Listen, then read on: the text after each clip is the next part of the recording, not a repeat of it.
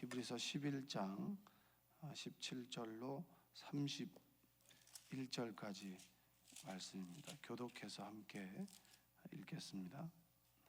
아브라함은 시험을 받을 때 믿음으로 이삭을 드렸으니 그는 약속들을 받은 자로 돼 그 외아들을 드렸느니라.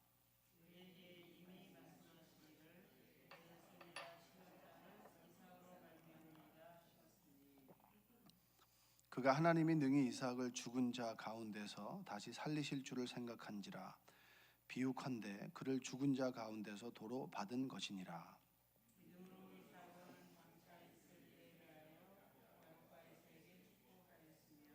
믿음으로 야곱은 죽을 때에 요셉의 각 아들에게 축복하고 그 지팡이 머리에 의지하여 경배하였으며,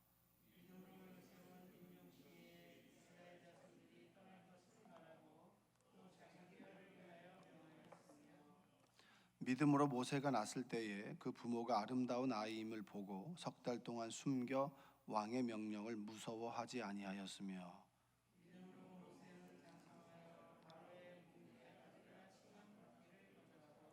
도리어 하나님의 백성과 함께 고난받기를 잠시 죄악의 낙을 누리는 것보다 더 좋아하고,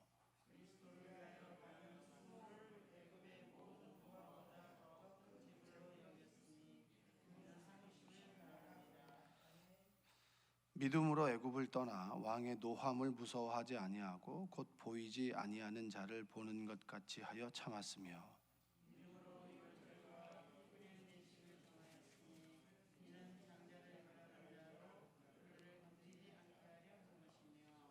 믿음으로 그들은 홍해를 육지같이 건넜으나 애굽 사람들은 이것을 시험하다가 빠져 죽었으며,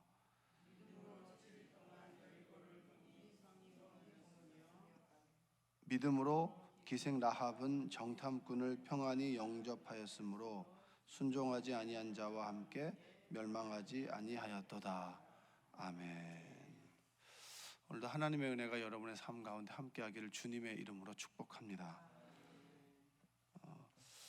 모세라고 하는 인물의 믿음, 계속해서 11장 믿음에서 얘기하는데, 모세라고 하는 인물을 보면 그가 믿음을 갖게 된 그 시작은 뭐였을까 한번 생각해 보면 그 부모의 믿음이었습니다. 그 사내 아이를 이제 죽이라고 하는 그런 위협 앞에서 이제 숨기죠. 그 숨기는 것까지는 사실은 뭐 부모의 사랑이라고 얘기를 할 수 있습니다. 애착. 근데 나일 강가에 버릴 때 그 바로 공주에게 이제 그 아들이 모세가 이제 가게 되지 않습니까? 그래서 하나님께서 아마 그 공주의 마음을 돌이키셔서 공주에게 마음을 주셔서 그 아이를 여느 아이와 다르게 눈에 띄게 하시고 그걸 키우게 하시겠죠. 가만히 생각해 보면 그 모세의 어머니가 갈대 상자에다가 그 모세를 이제 집어넣고 강에다가 이제 띄우지 않습니까? 근데 그게 독창적인 생각이었을까? 그건 잘 모르겠습니다만은 중요한 것은 많은 사람들이 그렇게 하지 않았을까요? 자기 아들을 살리고자 하는 마음은 만국 공통적인 마음일 텐데, 그럼 그 상자에다가 넣어가지고 띄운 사람이 모세 어머니만 독특한 그런 독창적인 생각이었다, 저는 그렇게 생각하지 않아요. 많은 사람들이 띄웠겠죠. 띄웠는데 그 중에서 유독 모세가 눈에 띄게 하시고, 그리고 바로의 그 품에 안게 하셨어요.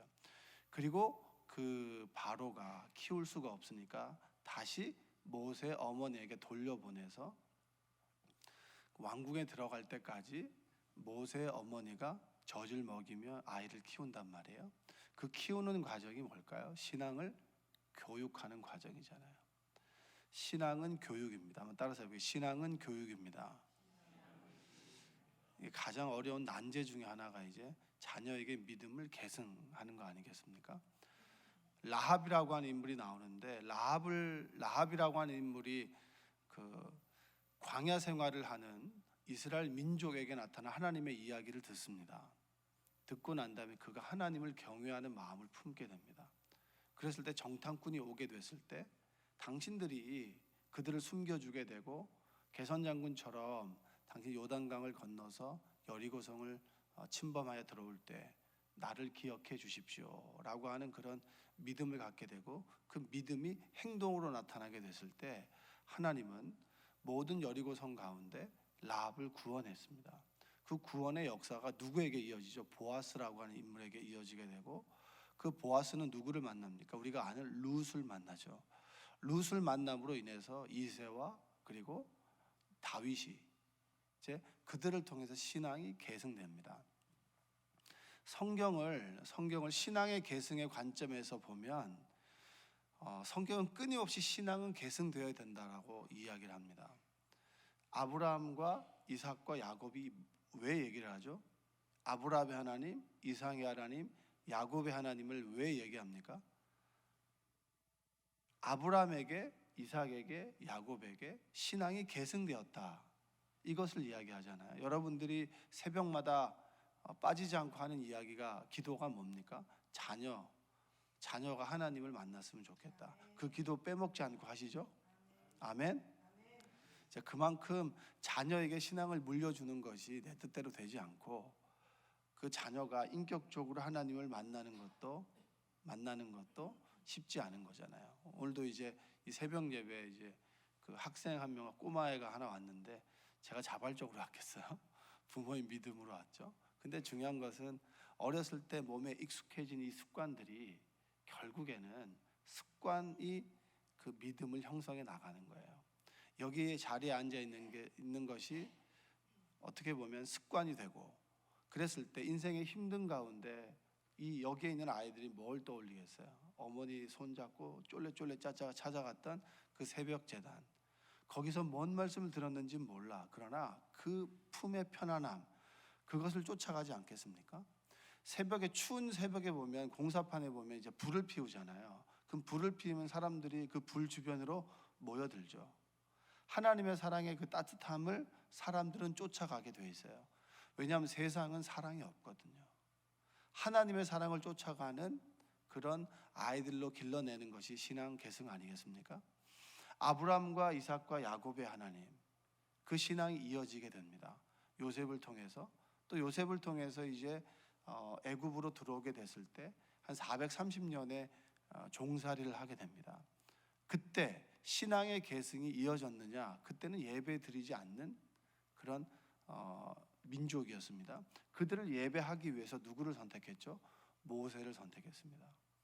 모세의 믿음이 누구에게 가죠? 갈렙과 그리고 여호수아에게 가잖아요. 사사기 시대를 암흑시대라고 하는 이유는 왜 암흑시대입니까? 신앙이 계승되지 않았잖아요. 그래서 늘 사람들이 죄를 짓게 되고 하나님께서 또 징계하시고, 그 징계 앞에서 힘드니까 사람들이 누구에게 돌아옵니까? 하나님에게 돌아오잖아요. 그래서 여러분, 우리가 매 맞고 돌아오는 것보다 주님의 전에서 말씀으로 교육받아서 자라는 것이 복된 인생 아니겠습니까? 여러분이 신앙에 대한 이야기를 할 때 우리는 듣기 좋아하는 이야기는 뭐죠? 어떤 사람이 인생이 공두박길 치고 죽음의 위협 가운데 하나님을 만나서 하나님께서 극적으로 그 영혼을 고쳐주셨다. 이게 듣기 좋은데, 여러분 그런 인생을 살고 싶으세요? 아니면 디모데처럼 어머니로부터 교육받아서 그리고 신앙 안에서 잘 자란 믿음의 사람이 되길 원하세요?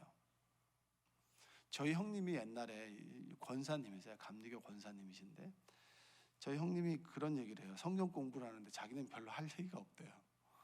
저희 형님은 이제 늘 성실하게 부모님 말씀에 순종하면서 교회 안에서 봉사하며 헌신하며 자랐단 말이에요.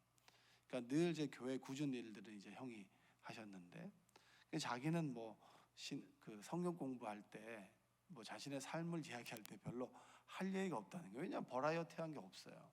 늘 이렇게 쭉 이렇게 주님 안에 자라왔고 주님 안에 봉사하고 그리고 늘 주님 안에 거했단 말이에요. 지금도 이제 딸이 둘인데 이제 하나는 이제 유학을 가고 하나는 이제 대학생인데, 그 네 명이서 늘 일부 성가대장, 그 다음에 딸은 반주, 하나는 또 솔리스트, 그 다음에 이제 부인은 같이 성가대원으로 이렇게 있단 말이에요. 별로 얘기했을 때 버라이어티한 게 없어요. 굴곡 있는 인생이 없어요. 그러면 그 인생은 별로 이렇게 얘기할 게 없으니까 그 인생은 별로 이렇게 주목받지 못한 인생인가요? 그렇지 않잖아요. 여러분의 인생을 돌아보면 굴곡진 인생 가운데 하나님께 얻어맞아가지고 천부여 의지없어서 손 들고 옵니다, 이걸 원하세요? 아니면은 여러분의 자녀가 그냥 주님 안에서 교육받고 행복하게 지내길 원하세요? 후자시죠. 그렇죠. 믿음이라고 하는 것이 계승되는 것, 그것이 바로 성경에서 원하는 거예요. 사사시대가 정말 힘든 시기였던 것은 뭐냐면 신앙이 계승되지 못했잖아요. 계승된 사람들이 누굽니까? 바로 사사들 아니었습니까? 룻기라고 하는 사람들을, 룻을 왜 조명하는 거예요? 나오미가 하나님의 그 집인 베들레헴을 떠났을 때, 흉년 때문에 떠났을 때 그의 삶에 남은 게 뭐예요? 아무것도 없잖아요. 며느리까지 떠나보냈는데 그 며느리가 어머니를 택했단 말이에요. 어머니가 믿는 하나님을 나도 믿겠습니다, 어머니가 가는 그곳을 나도 가겠습니다 라고 해서 어머니를 잡고 다시 베들레헴으로 돌아왔을 때 사람들이 나오미가 왔다. 나오미는 기쁨인데, 나오미가 왔다. 나를 나오미라고 하지 마라. 내 하나님을 떠난 나의 인생이 말하다, 쓴물이다, 그 얘기를 하잖아요. 그리고 난 다음에 돌아와서 하나님께서 돌아오는 그 인생을 다시 붙잡아서 선으로 인도하시는 하나님의 역사가 룻기 아닙니까? 왜 룻을 조명하나요? 모든 사람들이 하나님을 떠났는데 룻은 어머니의 신앙을 따랐고, 그 어머니의 신앙을 따라간 그 모습이 선했기 때문에 하나님은 믿음의 사람 라합을 통해서 교육받은 보아스와 만나서 믿음의 계보를 이어간다, 이 얘기 아니겠습니까? 많은 사람들이 하나님 말씀 아니라 세상을 쫓아서 자신의 경험과 생각을 쫓아가는 인생에서, 굴곡진 인생에서, 그럼에도 불구하고 굴곡진 인생을 살았지만 그럼에도 하나님 말씀을 쫓아 살아간 믿음의 사람들이 있다라고 하는 게 룻기입니다. 룻기.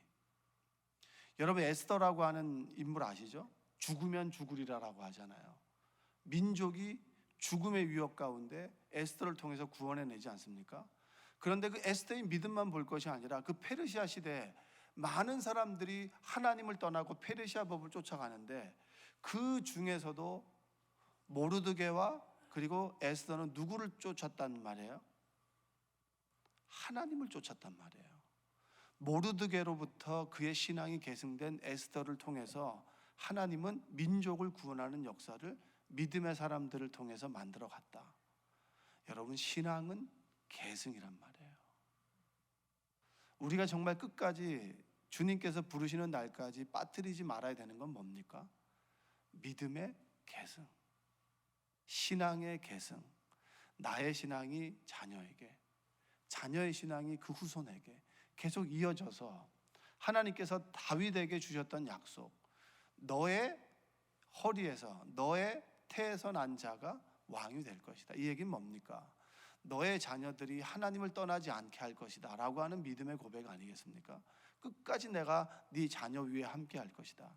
너의 믿음의 자녀를 통해서 이 나라를 다스리게 할 것이다 라고 하는 하나님의 약속이 다윗 언약인데, 신앙의 계승이 우리 인생 가운데 가장 중요하겠죠. 여러분의 자녀들이 하나님을 알고 인생의 어려움 가운데 인간적인 방법으로 애쓰고 인간적인 방법으로 수고하다가 피눈물 나는 인생이 아니라 하나님께 내어 맡기는 인생으로 자라게 하는 것이 우리 인생의 목적과 기도 제목이 아니겠습니까? 여러분들의 기도가 응답되시기를 주님의 이름으로 축복합니다. 저에게도 가장 큰 기도가 그겁니다. 어머니가 어렵게 믿었고, 그리고 어머니의 믿음에 손에 쫄래쫄래 가장 철없는 막내 아들이 하나님을 믿어서 이 자리에 섰고, 그러면 저의 믿음이 우리 아이에게 이어졌으면 좋겠다라고 하는 것이 저의 가장 기도 제목이고 하나님의 바람이라고 하는 겁니다. 여러분들이 정말 끝까지 포기하지 않아야 될 것은 바로 신앙의 계승이다. 그 신앙의 계승의 역사, 신앙이 계승됐을 때 하나님께서는 그렇게 역사한다라고 하는 것이 바로 이 성경에 대한 기록입니다. 기록. 포로 후기가 됐어요. 포로 후기가 됐을 때 수룹바벨과 그리고 수많은 사람들이 오죠. 느헤미야가 오죠. 그리고 에스라가 옵니다. 뭡니까? 그들을 통해서 신앙을 계승하겠다라는 거죠. 그런데 그 신앙의 계승이 이어지지 않았을 때 말라기에 하나님께서 뭐 합니까? 침묵하시잖아요. 더 이상 하나님은 존재하시지만 내가 너의 인생 가운데 말하지 않겠다. 이게 바로 성경의 역사죠. 그때 이렇게 답답한 너희들에게 정말 산 모범이 되신 누가 오십니까? 예수 그리스도가 오시는 게 바로 신약의 시작이잖아요. 그리고 신앙의 계승이 누구를 통해서 이어집니까? 예수님을 따르던 사도들, 함께했던 사람들, 그들이 성령을 받게 됐을 때 폭발적인 신앙의 계승과 신앙의 복음의 전파가 일어나게 되는 겁니다. 그런 의미에서 볼 때는 하나님께서 가장 원하시는 건 뭐예요? 복음을 전하는 거예요. 여러분의 자녀든 누구이든지 간에 복음을 전하는 것이 가장 하나님께서 원하는 겁니다. 그러니까 쉽게 말하면 전도인 거예요. 전도. 내가 만났던 하나님을 고백하고 이야기하고, 그리고 교회는 다니지만 구원의 확신이 없는 사람들에게 뭘 가르쳐야 됩니까? 말씀을 가르치고 기도하게 하고, 그리고 하나님을 만나게 해주는 거. 사도행전 16장에 보면 제 빌립보에서 바울과 실라가 복음을 전하는 내용이 나와요. 2차 전도 여행 때 이제 터키에서 마게도냐 사람을 통해서 우리를 구원하라라고 하는 음성을 듣고 이제 그리스로 넘어갈 때 그 첫 관문이 빌립보라고 하는 곳입니다. 사도행전 16장이 2차 전도 여행 가운데 있는 것인데, 그 16장에 세 가지 사건이 일어나요. 첫 번째는 뭐냐면 자주색 옷감 장수 루디아를 만나는 거예요. 그 다음에 귀신 들린 여종을 고치고, 이 귀신 들린 여종을 고쳤을 때 그 주인 때문에 모함을 받는 바울과 실라가 옥에 갇혔을 때 하나님께서 한밤중에 기도하는 그 바울과 실라 가운데 역사하셔서 옥문을 열어주게 되죠. 그때 나갈 수 있음에도 멈추고 자결하려고 하는 그 간수를 보게 됐을 때 그 간수가 돌이켜서 구원의 어떤 그 복음을 접하게 되는 그 내용이 바로 16장인데, 거기서 루디아가 복음을 들을 때 그 16장 14절에 보면 이런 얘기가 나옵니다. 바울이 말씀을 전할 때 말씀을 듣고 성령께서 그 마음을 열어 바울의 말씀을 따르게 한다라고 하는 게 나와요. 믿음은 어떻게 생겨나느냐, 신앙을 어떻게 계승하느냐, 아주 간단한 거예요. 말씀을 듣게 하면 되는 거예요. 할렐루야.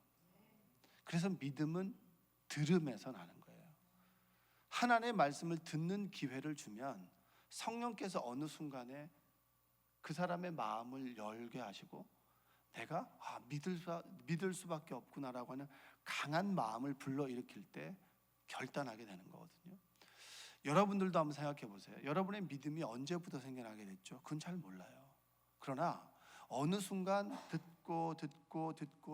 듣게 된 것이 갑자기 성령께서 그 순간에 마음을 탁 만져주게 됐을 때 그 마음이 울컥하게 되고, 내가 이제 더 말씀을 듣고 싶다, 그리고 기도하고 싶다, 자꾸 말씀을 듣는 그 장소로 나오게 되면서 믿음이 형성되지 않습니까? 신앙의 계승이 큰 명제입니다. 그럼 어떻게 신앙을 계승할 수 있을까? 방법은 하나밖에 없어요. 듣게 하는 거. 여러분의 믿음이, 때로 우리는 믿음이 정말 충만하다가 그리고 어느 순간에 바닥으로 곤두박질 치지 않습니까? 저는 제 나름대로 은혜를 유지하는 비결이 하나 있어요. 궁금하세요? 왜냐하면 은혜가 저에게 없으면 말씀을 준비를 할 수가 없어요. 그러니까 성경을 봐도 그 속에서 하나님 주시는 말씀을 찾지 못할 때가 굉장히 설교자로서는 답답할 때예요. 그때마다 저는 저만의 방법이 있어요. 어떤 방법이 있냐면, 여러분도 다 아는 방법일 거예요. 하나님 앞에서 내가 어떤 사람인지를 자꾸 돌아봅니다. 구체적인 제 삶의 역사 가운데서 내 인생 가운데 처절하게 모든 것을 다 걷고 하나님만 부르짖었을 때 그때로 제가 돌아가는 거예요. 성전에서 하나님께 울부짖으면서 기도했던 그 순간, 그 장소로 돌아가고, 그리고 내가 정말 하나님만 부르짖었던 그 시간으로 다시 돌아가는 거예요. 그때 그 마음을 다시 한번 되돌려 보는 거죠. 하나님 없으면 살 수 없는 그 순간과 그 장소와 그 시기가 있단 말이에요. 그 시기로 돌아가서 그때 내가 하나님을 불렀던 그 마음을 갖게 되는 거. 그때 은혜 없이는 살아갈 수 없었지. 어느 순간 예배를 드는데 은혜 아니면 살아갈 수가 없네, 그 찬양을 듣는데 너무 눈물이 나는 거예요. 그 다음에 성가곡 중에서 은혜 아니면이라는 거 또 있어요. 그 성가를 듣는데 정말 눈물이 나는 거예요. 그래, 내가 살아갈 수 있는 것은 은혜 받을 자격이 없는 나라고 하는 것을 느꼈을 때, 내가 은혜 받을 자격조차 없다라고 하는 것을 깨닫게 되는데, 그 순간 하나님의 말씀이 들려지게 됐을 때, 그렇구나, 내가 하나님 말씀을 가지고 살아갈 수 있는 존재구나, 그걸 깨닫게 됐을 때, 그때로 돌아가는 것이 여러분 가장 우리의 믿음을 지켜나갈 수 있는 큰 비결 중에 하나예요. 여러분만의 비결이 있겠죠. 그런데 여러분, 우리는 늘 교만한 존재입니다. 늘 둥둥 떠다녀요. 늘 둥둥 떠다니고 늘 스스로 잘난 줄 알아요. 그때마다 우리가 다시 돌아가야 될 것은 모세가 하나님을 만났던 가시떨기. 여러분, 그 속에서 모세의 믿음이 딱 드러나지 않았어요? 내가 가면 하나님을 누구라고 얘기합니까? 나는 입이 뻣뻣한 자입니다. 끊임없이 그는 믿음 없음을 얘기했을 때 하나님께서 기다려주시고 그를 통해서 하나님을 드러내셨듯이, 모세가 힘들 때마다 돌아갈 장소는 어딜까요? 모세가 느보산에서 마지막을 맞이했을 때, 여러분이 한번 그 느보산의 마지막을 맞이한다고 생각해 봅시다. 그러면 그 인생이 파노라마처럼 쭉 돌아갔을 때 무엇을 돌아봤을까요? 자신의 힘으로 이스라엘 민족을 구원한다고 관리를 때려 죽인 일, 그것으로 돌아가지 않았겠어요? 인간의 어리석음이 얼마나 이 추한 일들을 만들어냈는지, 사람을 죽이는 역사를 만들어낸다. 그리고 하나님을 내가 어렵게, 하나님을 가시떨기 앞에서 내 민낯으로 나의 믿음을 드러냈을 그때 돌아가지 않았겠어요? 늘 그때로 돌아갔을 때 하나님을 만나게 되고, 그러면 우리 자녀들 가운데 믿지 않는 남편과 가족들, 그리고 주변에 사랑하는 사람들이 하나님을 믿지 않았을 때 우리가 늘 기도해야 되는 건 뭡니까? 하나님께서 배운 거, 경험한 거, 가진 거 다 가려서 다 걷어내고 오로지 하나님 앞에서 인간으로 만날 수 있는 그때가 되게 해 주옵소서. 그의 인생이 매맞는 인생일지라도, 인생의 채찍과 사람의 매일지라도 하나님께서 그 순간 그 아이를 만져주시면, 내 남편을, 내 아내를 만져주시면, 내 사랑하는 이 사람을 만져주시면 그를 구원할 수 있습니다라고 하는 고백이 우리가 할 수 있는 기도의 최선 아니겠습니까? 여러분들이 그 기도를 잊지 않고 드리시는 여러분 되시기 원합니다. 우리의 믿음이 바닥을 곤두박질 쳤을 때 하나님께서 나를 부르셨던 그때로 다시 돌아가시고, 여러분, 교만할 게 어디 있습니까? 성경만 보면 여러분 나의 모습이 딱 답이 나오는데 그걸 모르고 교만하고 뭐가 있는 척, 여러분 얼마나 그게 우스워요. 우리의 자존심, 여러분, 우리를 구원합니까? 예전에 처형이 그런 얘기를 해주더라고요. 내 남편의 근육이 내 아들의 학원비를 대주지 못했다. 근육이 없어도 괜찮다, 학원비만 대주면 된다, 뭐 이런 얘기하는데 딱 의미가 들더라고요. 내가 겉으로 드러내는 그 부분이 나를 구원할 수 있나요? 내 지식이 나를 구원할 수 있나요? 기독교의 역사에 보면 지식으로 구원받을 사람들이 있었습니다. 그게 이제 영지주의예요. 그래서 깨달음 이 얘기를 하는 거예요. 깨달음 아닙니다. 성령의 도우심이에요. 우리는 성령의 도우심으로 살아갈 수 있는 존재라고 하는 걸 인정할 때 행복할 수 있습니다. 나의 지식이 아니라 하나님의 지혜가 우리에게 임할 때 행복할 수 있어요. 구원받을 수 있어요. 여러분, 여러분의 믿음이 자녀들에게, 여러분의 믿음이 사랑하는 사람들에게 이어지기를 주님의 이름으로 축복합니다. 더 중요한 것은 여러분이 믿음을 지켜나가길 원합니다. 어떤 위기의 순간에선가 하나님을 부여잡은 인생이 복된 인생이에요. 하나님을 부여잡았지만 종교생활, 늘 일상적인 종교생활을 해나가는 여러분이라면 여러분 정말 하나님 앞에 회개하셔야 돼요. 아무것도 아닌 사람들이 뭔가 된 것처럼 누가 좀 긁는다고 발끈하고, 여러분 죽은 개는 걷어차도 반응이 없어요. 근데 살아있는 개는 걷어차면 난리가 나잖아요. 우리가 주님 앞에 십자가에서 주님께서 죽으셨을 때 내 자존심과 고집과 지식과 감정이 죽어야죠. 하나님의 감정으로, 하나님의 지식으로 거듭나야 되는데 자꾸 내가 살아서 조금 안다고, 조금 직분을 가졌다고, 그게 뭐라고 대수라고 자꾸 자기의 이름을 드러나고 완장 찼다고 아나무인이 되는 인생, 그건 하나님을 모르는 인생이에요. 극단적으로 얘기하면 구원 못 받은 거예요. 여러분들이 정말 믿음을 지켜나가시길 원합니다. 그 믿음이 정말 여러분의 사랑하는 자녀들에게 계승되길 원합니다. 끝까지 우리가 하나님께 기도해야 될 것 중에 하나는 뭐냐? 하나님께서 그 아이의 인생을 붙들어 주시옵소서. 인생의 어느 순간에 스스로 목숨을 끊는 인생이 아니라 스스로 인생을 개척하다가 망해서 패망한 인생이 아니라 하나님 손에 붙들는 인생으로, 말씀에 사로잡힌 자로, 때로 그 인생이 광야를 걷더라도 하나님과 동행한다면 그 어디나 하늘나라임을 믿고 살아가는 인생이 되게 하여 주옵소서. 여러분들도 하나님 말씀에 붙들는 인생 되시기를 주님의 이름으로 축복합니다. 기도하겠습니다. 사랑과 은혜가 풍성하신 아버지 하나님, 감사합니다. 하나님께서 우리를 불러주시고 그리고 믿음 안에 거하게 하심에 감사합니다. 우리 인생의 가장 큰 기쁨은 하나님을 아는 것이고 하나님을 만난 기쁨인 줄로 믿습니다. 어느 순간 하나님을 만난 기쁨은 사라지고 하나님 앞에서 큰 것을 얻지 못하여 실망한 인생이라면 얻을 것이 아니라 하나님을 만남에 초점을 두는 신앙생활하게 하여 주시옵소서. 하나님 없이 우리가 어떻게 설명될 수 있겠습니까? 하나님과 만남 없이 우리의 인생이 어떤 이유와 목적이 있겠습니까? 하나님께서 나를 불러주시고 만나주셔서 이곳에 앉게 해주신 것, 이것이 가장 큰 복이요, 믿음의 사람들과 함께 신앙생활, 동행하며 신앙생활하는 것, 내 가족이 함께 믿어 그리고 믿음의 동역자와 함께 살아가는 인생, 그 인생이 가장 복된 인생인 줄로 믿고 믿는 사람 가운데 함께하는 하나님을 경험하는 것이 바로 이 땅 위에 하늘나라임을 믿고 우리가 죽어서 가는 천국을 소망하는 인생 될 수 있도록 주여 도와 주시옵소서. 특별히 기도하기는 우리 주변에 몸이 아프고 갑작스러운 질병으로 인해서 절망의 나날을 보내는 우리 성도들이 있다면 아버지 하나님, 치료하시고 회복하시는 하나님을 경험하길 원합니다. 하나님 고쳐주시고 만나 주시옵소서. 수술 후에 회복 중인 우리 성도님들 하나님 함께 하여 주시고 여러 가지 삶의 고난과 어려움 가운데 처해 있는 성도들 하나님께서 일으켜 주셔서 마른 뼈에 생기를 주시고 생명을 주시는 하나님을 만나도록 주님 도와 주시옵소서.